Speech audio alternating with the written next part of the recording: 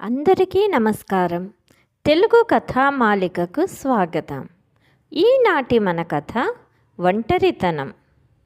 పుల్లయ్య, అక్కడ ఉన్న ఎద్దును తెచ్చి పాకలో కట్టేయరా. సాంబయ్య, పశువులకు మేత వేయి అంటూ పనివాళ్లకు పనులు పురమాయిస్తున్నారు చక్రపాణి గారు. తన భార్య సీతమ్మ గారు చనిపోయి సంవత్సరం అయ్యింది. కానీ ఈ పనులతోనే తను కాలక్షేపం చేస్తున్నాడు. సాంబయ్య, పైన ఉన్న గదులను శుభ్రం చేయించు, పిల్లలు వస్తారు అన్నారు. సరే అయ్యగారు. మరుసటి రోజు ఉదయం కొడుకు, కోడలు, కూతురు, అల్లుడు, మనవడు, మనవరాలు వచ్చారు. సీతమ్మ సంవత్సరీకానికి కావలసిన పనులన్నీ చక్రపాణి గారే చూసుకున్నారు. జరగాల్సిన కార్యక్రమం అంతా అయిపోయింది. సాయంత్రం అందరూ టీ తాగుతున్నారు. ఎవరు కూడా తన గురించి ఆలోచించటం లేదు. ఎంతసేపటికి వారికి రావాల్సిన ఆస్తి గురించి మాట్లాడుతున్నారే కానీ తన గురించి ఎవరూ ఆలోచించలేదు. చక్రపాణి గారికి అర్థమయ్యింది, తనను తీసుకుని వెళ్ళటం వారికి ఇష్టం లేదు అని. ఇక కోడలు అయితే, మామగారికి ఇక్కడ ఈ పనులతోనే సరిపోతుంది, ఇంకా మా దగ్గరకు ఏం వస్తారులే అంటూ సాగదీసింది. ఎక్కువ కాలం ఒక్కరే ఉండలేక వృద్ధాశ్రమంలో చేరారు చక్రపాణి గారు. ఒకరోజు ఉదయం వృద్ధాశ్రమంలో వారంతా వారి వారి వయసు తగిన మాటలతో అల్పాహారం తింటున్నారు. తినగానే వేసుకోవాల్సిన మందులు అందుకునేవారు కొందరైతే చేతికర్ర పక్కనే ఉందా లేదా అని వెతుక్కునేవారు. ఆడ మగ అందరూ ఉన్నారు. వారితో చేరకుండా కొంచెం ఎడంగా కూర్చొని అల్పాహారం తినకుండా ఎటో చూస్తున్నారు చక్రపాణి గారు. ఏమిటో చక్రపాణి గారు టిఫిన్ తీసుకోవటం లేదు, ఇడ్లీ నచ్చలేదా అని ఒక ఆయన అడిగితే, చక్రపాణి మాతో ఎందుకు తింటారు, రోజీ వస్తే గాని తినరు అని ఒకరు. మిగిలిన వాళ్ళంతా నవ్వుకున్నారు. చక్రపాణి గారు టిఫిన్ తినకుండానే నేరుగా రోజీ రూమ్ దగ్గరికి వెళ్ళి తలుపు తట్టి బ్రేక్ఫాస్ట్కి రారా అన్నారు. లోపల నుంచి సమాధానం లేకపోయేసరికి తలుపు గట్టిగా నెట్టి లోపలికి వెళ్ళారు. రోజీ పడుకొని ఉంది. ఏమిటి నీరసంగా కనిపిస్తున్నారు, మళ్ళీ ఉపవాస దీక్షలు చేస్తున్నారా చక్రపాణి అడిగారు. అబ్బే లేదు, ఉపవాస దీక్షలు నాకే మతం లేదు, నన్ను మతం మార్చేశారుగా, వదిలేశాను ప్రేయర్సు ఉపవాస దీక్షలు సమాధానమిచ్చింది రోజీ. నేను మతం మార్చడం ఏమిటి, నాకే మతం లేదు అన్నారు. అదే మతం కన్నా మమత గొప్పదన్నారుగా, ఇప్పుడు నాది కూడా మానవత్వపు మతమే. అయితే ఇంకేం రండి, అక్కడ ఇడ్లీ తిందాం అనగానే నెమ్మదిగా లేచింది. అవసరమైతే చెయ్యి అందించేందుకు సిద్ధమయ్యాడు. కానీ ఆమె వద్దు అని అతనితో కలిసి బయటకి వెళ్ళింది. బ్రేక్ఫాస్ట్ తిన్న తరువాత వృద్ధాశ్రమంలోని గుడి దగ్గరి బల్ల మీద కూర్చున్నారు ఇద్దరు. అది వారి రోజువారీ అలవాటు. ఇద్దరు ఒకేసారి ఆశ్రమంలో చేరారు. ఇద్దరి ఆలోచన విధానం ఒకటే కాబట్టి ఇద్దరు మంచి స్నేహితులైనారు. కానీ అక్కడ ఉంటే కొంతమందికి ఇది నచ్చేది కాదు. రోజీది కర్ణాటక. చిన్న వయసులోనే ఆంధ్రాకు నర్సుగా వచ్చింది. నర్సింగ్లో శిక్షణ తీసుకొని ఇక్కడే ఒక హాస్పిటల్లో నర్సుగా చేరింది. ఆ తర్వాత నన్గా తాను ఉంటున్న ఆసుపత్రిలో జరుగుతున్న విషయాలను చూసి భరించలేక బయటకు వచ్చేసింది. తను ఇక్కడే ఉంటే తమకు ప్రమాదమని భావించిన ఆసుపత్రి పెద్దలు ఆమెను మరో రాష్ట్రానికి బదిలీ చేశారు. అప్పటికే ఆ పచ్చటి పొలాలు, కోనసీమ ప్రాంతం తనకు కేరళను గుర్తు చేస్తున్న ప్రదేశంతో మమేకమైన రోజీ వారి మాటను కాదని నన్ డ్రెస్ వదులుకొని స్థానిక ఆసుపత్రిలోకి మారింది. పూర్తిగా వృత్తిపైనే దృష్టి.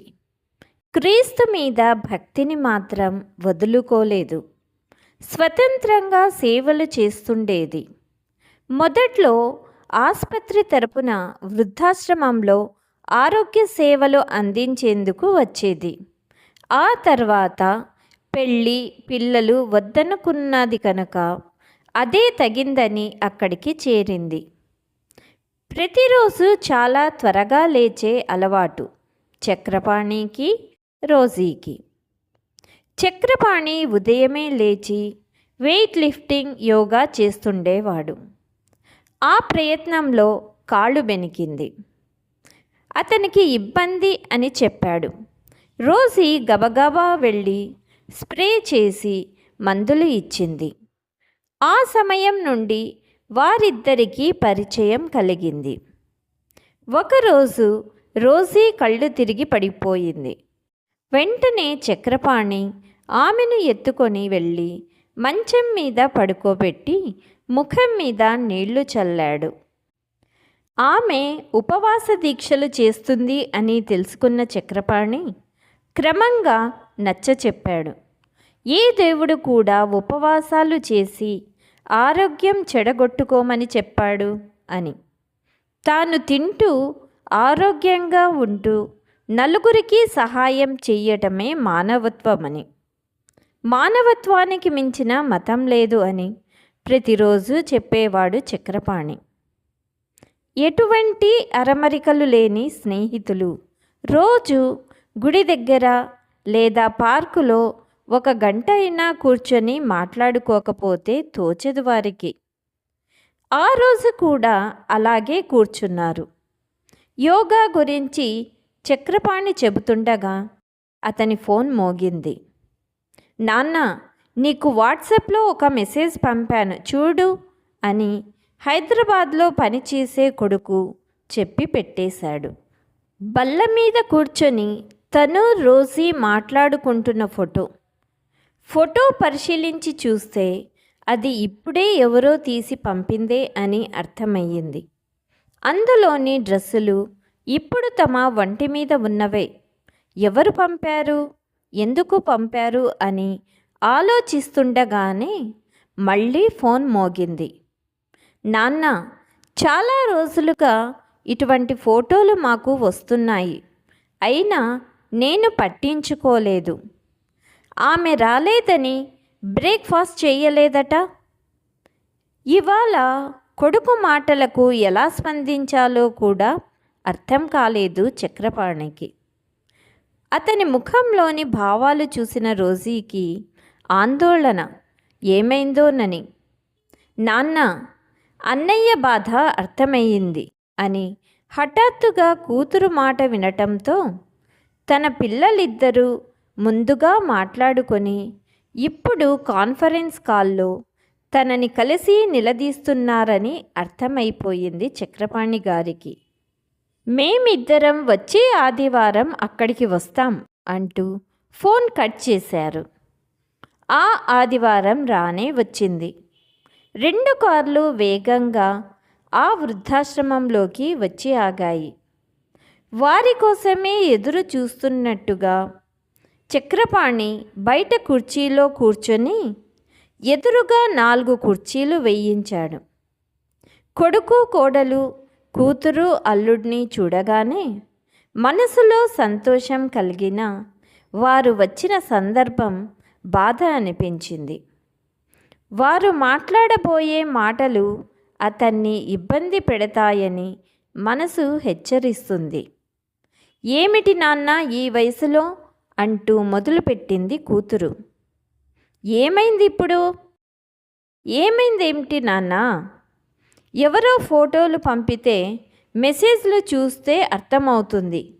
నువ్వు ఆశ్రమంలో మరెవరితోనో క్లోజ్గా ఉంటున్నావు అని.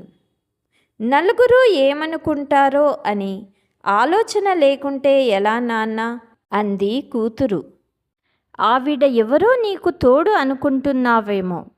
అలాంటి వాళ్ళంతా నీ ఆస్తి కోసం దగ్గరవుతారు నాన్న. ఈనాటి వరకు తన దగ్గర నిలబడి ధైర్యంగా మాట్లాడని పిల్లలిద్దరూ ఇప్పుడు తనకే నీతి బోధ చేస్తున్నారు. ఎంత మార్పు! మార్పుకు కారణం తాను తప్పు చేశానని వారు అనుకోవడం వల్ల. ఆడ మగ అంటే ఇక అదే సంబంధమా? ఏ వయసులో అయినా స్త్రీ పురుషులు స్నేహితులుగా ఉండకూడదా? ఒకరి కష్టాల గురించి మరొకరు తెలుసుకొని సహాయం అందించుకోకూడదా? పిల్లలు కూడా ఆస్తుల కోణంలో పరువు ప్రతిష్టల ప్రస్తావనతో మాట్లాడుతున్నారే కానీ తాను అక్కడ ఎలా ఉన్నాడు అని పలకరించారా? చక్రపాణిలో ఎడతెగని ఆలోచనలు.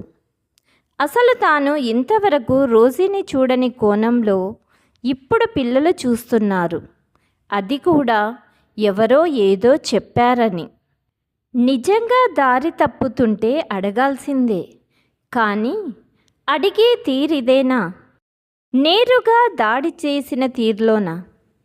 తండ్రి మీద కన్నా ముక్కు మొహం తెలియని వారు ఇచ్చిన మెసేజ్ల మీద వీళ్లకు ఎక్కువ నమ్మకం. ఏదో ఒక దశలో తన ఆలోచనలపై వారికి సమాధానం చెప్పక తప్పదు అనుకున్నాడు చక్రపాణి. బాగున్నారా అందరూ? మనవళ్ళు మనవరాళ్ళు ఎలా ఉన్నారు? వాళ్లను కూడా తీసుకొస్తే బాగుండేది. చూసి చాలా రోజులయ్యింది. మనం ఎంతో సీరియస్గా ప్రశ్నలు వేస్తే ఇంత కూల్గా క్షేమ సమాచారాలు అడుగుతాడు అనుకున్నారు పిల్లలు. ఈ మధ్య మన ఊరు వెళ్ళారా? మన బంధువుల్ని ఎవరైనా కలిశారా అని అడిగారు. ఇల్లు పొలాలు చూసుకోవాలి కదా, అన్నీ బాగానే ఉన్నాయి, అందరూ బాగానే ఉన్నారు అని సమాధానం చెప్పింది కూతురు. అక్కడ ఏ ఒక్కరైనా మీరు ఇంతమంది ఉండి కూడా మీ నాన్న వృద్ధాశ్రమంలో ఎందుకు ఉన్నారు అని అడగలేదా అన్నారు. చక్రపాణి ప్రశ్నకు షాక్ అయ్యారు. ఎవరూ అడగట్లేదు అన్నట్లు తల ఊపారు. అంతేరా లోకం, ఎవరినీ ఏమీ అడగదు. మనకు అవసరమైనప్పుడు లోకం అడుగుతుంది అని చెప్తాం. మన ఆలోచనలకు తగ్గట్టుగా లోకులను వాడుకుంటాం అంతే. అదేంటి అలా అంటారు? మీరు కావాలనే కదా స్వతంత్ర నిర్ణయం అంటూ మా దగ్గర ఉండకుండా ఇక్కడికి వచ్చారు అని ఏకకంఠంతో అన్నారు కూతురు కోడలు. ఏ ఒక్క విషయంలో పడని ప్రతి విషయంలో పోట్లాడుకునే ఆ ఇద్దరు ఆడవాళ్ళు ఈ విషయంలో ఒక్కటే మాట్లాడటం చక్రపాణి గారికి ఆశ్చర్యం వేసింది. ఈ ఒక్క విషయంలోనైనా ఏకమయ్యారు. ఆస్తి కోసమైనా కలిస్తే చాలు అనుకున్నాడు చక్రపాణి. అవును, నేను నా నిర్ణయం మేరకే ఇక్కడికి వచ్చా. మీరన్నది నిజమే. ఇక్కడ ఎలా ఉండాలో కూడా నన్నే నిర్ణయించుకోనివ్వండి అన్న చక్రపాణి మాటకు షాక్ తగిలింది పిల్లలకి. మీరు ఇప్పుడు కూడా ఆస్తి ఎవరికైనా ఇస్తానేమోనని వచ్చారే కానీ నా మీద ప్రేమతో కాదు.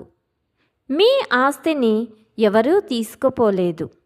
నేను ఎప్పుడో వీలునామా రాసి మీ పేరున ఆస్తులను పంచి రిజిస్టర్ కూడా చేశాను. నాకంటూ నేను ఏమీ చేసుకోలేదు.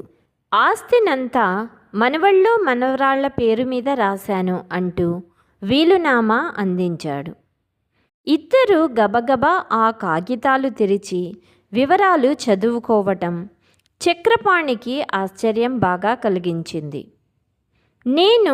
నాకు వృద్ధాప్యంలో ఒక తోడు అవసరమని ఎప్పుడూ లేని ఒక కొత్త ఆలోచన మీరు కలిగించారు. వృద్ధాప్యంలో తోడు కోరుకోవటం తప్ప?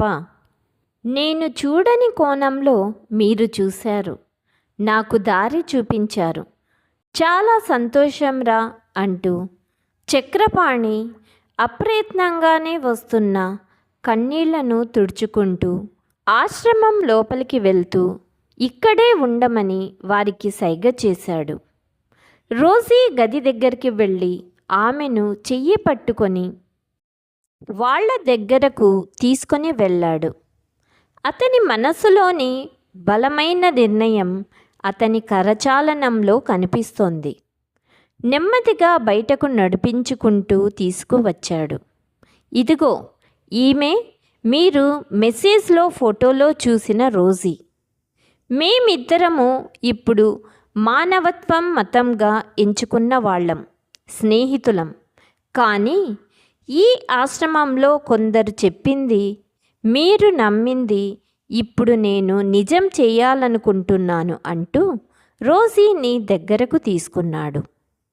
అందరినీ చూసి తమరించుకొని కొంచెం అవతలకి జరిగిన చక్రపాణి చెయ్యి మాత్రం వదల్లేదు. ఇంతవరకు నేను తనతో కూడా ఈ విషయం చెప్పలేదు. ఇప్పుడు మీ అందరి ముందే నా నిర్ణయం చెప్పాలనుకుంటున్నాను. రోజీ, నీతో నా జీవితం పంచుకోవాలనుకుంటున్నాను. అది కూడా నీకు ఇష్టమైతేనే అన్నారు. నాకు కూడా అంగీకారమే అన్నట్టు తలదించుకుంది రోజీ. ఇక మీరు వెళ్ళండి. రోజీ నేను కలిసి రేపో ఎల్లుండో బయటకు వెళ్ళి కొత్త జీవితం మొదలు పెడతాం. తండ్రి వైపు అలా కొద్దిసేపు చూసి ఎవరికి వారు వాళ్ళ కార్లలో ఎక్కి వెళ్ళిపోయారు పిల్లలు. రోజీ చేయి పట్టుకొని వెనక్కి తిరిగేసరికి వృద్ధాశ్రమంలో ఉన్న మిగిలిన వారంతా నిలబడి చప్పట్లు కొడుతూ ఉన్నారు. స్నేహానికి తోడుకి వయసు అడ్డంకే కాదని నిరూపించారు చక్రపాణి గారు. ఈ కథ మీకు నచ్చినట్లయితే మీ అమూల్యమైన అభిప్రాయాలను కామెంట్ రూపంలో తెలియచేయండి. Please like, share and subscribe my channel. Thank you.